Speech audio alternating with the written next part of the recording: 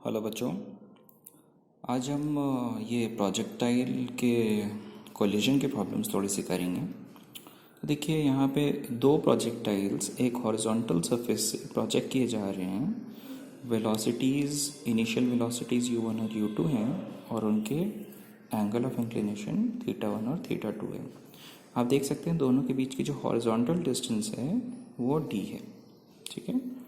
पूछा आपसे क्या जा रहा है, पूछा जा रहा है find the time of collision and the position of collision. मतलब ये दोनों प्रोजेक्टाइल्स हवा में अगर टकराते हैं, ये कुछ ऐसा जाएगा, ये कुछ ऐसा जाएगा। अगर हवा में ये टकराते हैं तो ये कितनी देर में टकराएंगे और कितनी दूरी पे टकराएंगे। ठीक है, तो हम इसकी एनालिसिस करना शुरू करते हैं।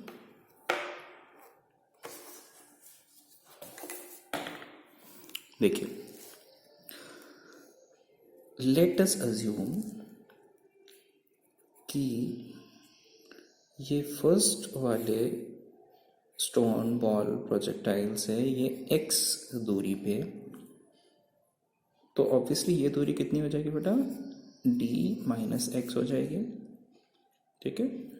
अच्छा, और ये y कोऑर्डिनेट जो है इसको y0 बोल देते हैं, इसको x0 बोल देते हैं। ठीक है। तो आप देखिए, अगर इन दोनों को मिड एयर कोलिजन करना है यानी कि बीच हवा में टकराना है, तो इसके लिए एक बहुत इंपॉर्टेंट कंडीशन ये है कि जितने टाइम में ये पहला प्रोजेक्टाइल यहाँ से यहाँ तक मोशन करता हुआ आएगा, उतने ही टाइम में ये दूसरा प्रोजेक्टाइल भी सेम पोजीशन पे आना होगा। तो देखिए, कोलिजन की जो कंडीशन है वो ये है कि सेम कोऑर्डिनेट्स पे होने चाहिए एट सेम टाइम।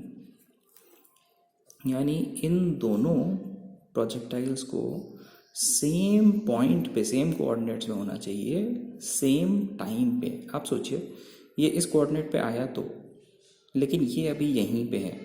ठीक है, ये निकल जाएगा यहाँ से, ये थोड़ी देर बाद इस कोऑर्डिनेट पे आएगा, तो दोनों से इन कोऑर्डिनेट पे आ तो रहे हैं लेकिन सेम टाइम पे नहीं आ रहे हैं, तो क्या कोलिजन होगा? नहीं होगा। तो कोलिजन की ये कंडीशन हमेशा ही रहेगी कि सेम कोऑर्डिनेट्स पे दोनों पार्टिकल्स को होना चाहिए सेम टाइम पे। तो अब ज़रा हम इसकी एनालिसिस करते हैं। आप ज़रा देखिए, अगर मैं पार्टिकल 1 की बात करूँ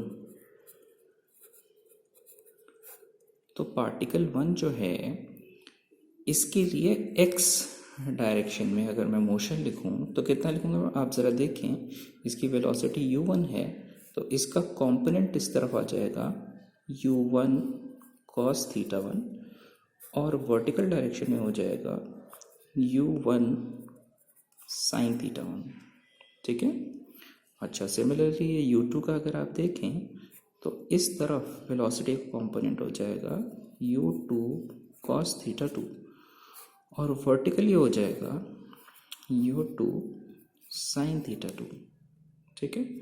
तो आप ज़रा देखें कि x डायरेक्शन में पार्टिकल 1 किस वेलोसिटी से मूव कर रहा है? u1 cos θ1 से कर रहा है। कितने टाइम में कर रहा है? आप देखिए, जितने टाइम में पार्टिकल यहाँ से यहाँ पहुँचेगा उतने ही टाइम में इसका x कोऑर्डिनेट यहाँ से x0 तक पहुँचेगा। यानी मैं क्या लिख सकता हूँ, x = vx × t, यानी कि x0 = u1 cos θ1 t। अच्छा, अगर इसके y कोऑर्डिनेट की बात करूं तो y डायरेक्शन में आप क्या लिखेंगे? y डायरेक्शन में आप लिखेंगे y = uyt + ½ ayt²।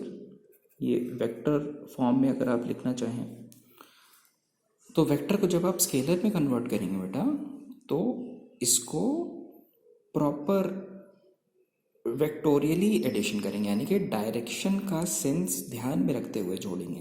तो आप ज़रा देखें, ये ऊपर की तरफ पॉजिटिव पाई में गया है, यानी कि +y0 = u y क्या है बेटा? u1 साइन थीटा वन ऊपर की तरफ है ना तो पॉजिटिव रखेंगे t plus half a Y Y direction में एक्सेलरेशन क्या होता है नीचे की तरफ g होता है, ए वाई क्या होता है बेटा g वर्टिकली डाउनवर्ड, यानी कि नीचे की तरफ है तो माइनस g, ठीक है, इनटू टी स्क्वायर। समझ आया आपको? तो हमने पार्टिकल 1 के तो पूरी एक्स और वाई डायरेक्शन की एनालिसिस कर ली है। पार्टिकल 2 की अगर मैं बात करूं आपसे, तो पार्टिकल 2 जो है इसका एक्स डायरेक्शन में मोशन कितना हो रहा है बेटा, d माइनस एक्स नॉट हो रहा है। अगर इस डायरेक्शन को हम पॉजिटिव मान लें इसके लिए, सेकेंड पार्टिकल के लिए, तो आप ज़रा ध्यान से देखें, इसका एक्स डायरेक्शन में जो मोशन होगा वो क्या लिखेंगे, x बराबर वी एक्स टी से आएगा d माइनस एक्स नॉट, ठीक है। इस तरफ है तो पॉजिटिव लिखा मैंने, इक्वल्स टू कितना हो जाएगा बेटा, वेलोसिटी बताइए एक्स डायरेक्शन की, u2 cos theta 2 into T time में ही ये u2 cos थीटा चल के यहाँ से यहाँ आएगा। केवल एक्स कोऑर्डिनेट की बात कर रहा हूँ, वाई कोऑर्डिनेट तो यहाँ से यहाँ जाएगा, इसका टोटल मोशन यहाँ से यहाँ तक होगा। अच्छा, इसके लिए अगर मैं y कोऑर्डिनेट की बात करूँ तो y is equal to u y t, ये चाहे तो यहाँ पे भी वेक्टर यूज़ कर सकते हैं, मैग्नीट्यूड के हिसाब से ही रखा हुआ है हमने, plus half a Y T square. तो अब इसको आप ज़रा देखें, आप क्या लिखेंगे, यू वाई कितना है, सॉरी ये y जो है y कोऑर्डिनेट फाइनली कितना हो रहा है इसका t टाइम बाद y नॉट हो रहा है, इक्वल्स टू यू वाई कितना है, u2 sine theta 2 into t plus half a y हमने देखा g वर्टिकली डाउनवर्ड होता है यानी माइनस जी टी स्क्वायर। अब आप ज़रा ध्यान से देखें, आपके पास कितनी इक्वेशंस हैं, एक इक्वेशन, ये दो इक्वेशन, थर्ड एंड ये फोर्थ इक्वेशन। अब आप ज़रा 1 + 2 करिए, यानी फर्स्ट और सेकंड इक्वेशन को ऐड करिए, तो कितना आ जाएगा ज़रा देखिए, d minus x not plus x not, x not cancel होगा यानी आ जाएगा d,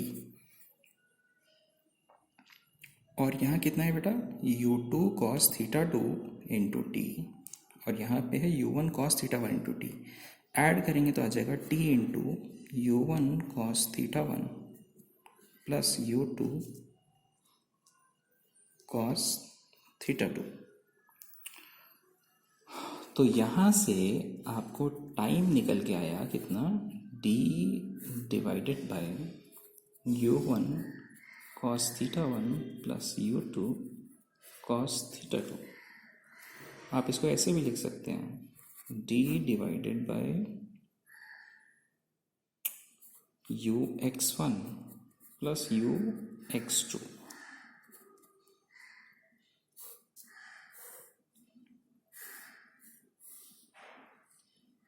ठीक है, तो टाइम कितने देर में ये टकराएंगे ये दोनों पार्टिकल्स, ये हमने कैलकुलेट कर लिया है। इसके अगले वीडियो में हम कैलकुलेट करेंगे कि ये x0 और y0 की पोजीशन हम कैसे निकालते हैं। वैसे क्यों छोड़ें इसको भी अभी कर देते हैं ना। आप ज़रा ध्यान से देखें, जैसे ही आपके पास t आया वैसे ही आप फर्स्ट इक्वेशन में रख दीजिए t को। फर्स्ट इक्वेशन जो कि थी x0 is equal to u1 cos theta 1t, ठीक है, इसमें t की वैल्यू रख दें, x0 is equal to u1 cos theta 1 t by u1 cos theta 1 plus u2 cos theta 2, ठीक है। तो x0 निकला है आपका, सिमिलरली y0 निकल आएगा,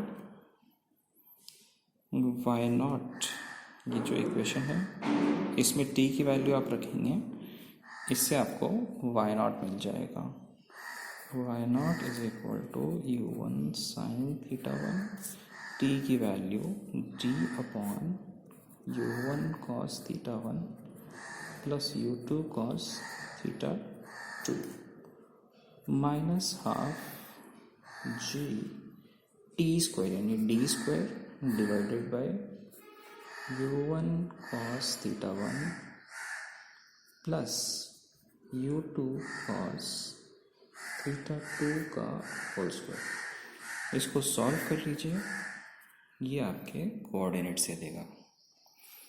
अब बच्चों ये तो एकदम बेसिक प्रॉब्लम था। इसको करने का एक शॉर्टकट तरीका रिलेटिव मोशन से हम अपने नेक्स्ट वीडियो में देखेंगे, और अपने अपकमिंग वीडियोस में हम कुछ और कॉम्प्लिकेटेड प्रॉब्लम्स देखेंगे। आप देख रहे हैं एकदम रूडिमेंट्री प्रॉब्लम, एकदम बेसिक प्रॉब्लम है। हम थोड़ी अगर अलग अलग हाइट से प्रोजेक्ट कराते हैं तो क्या होगा, ये सारी चीज़ें हम अपने अपकमिंग वीडियोस में देखते हैं। Hope you liked it guys, enjoy.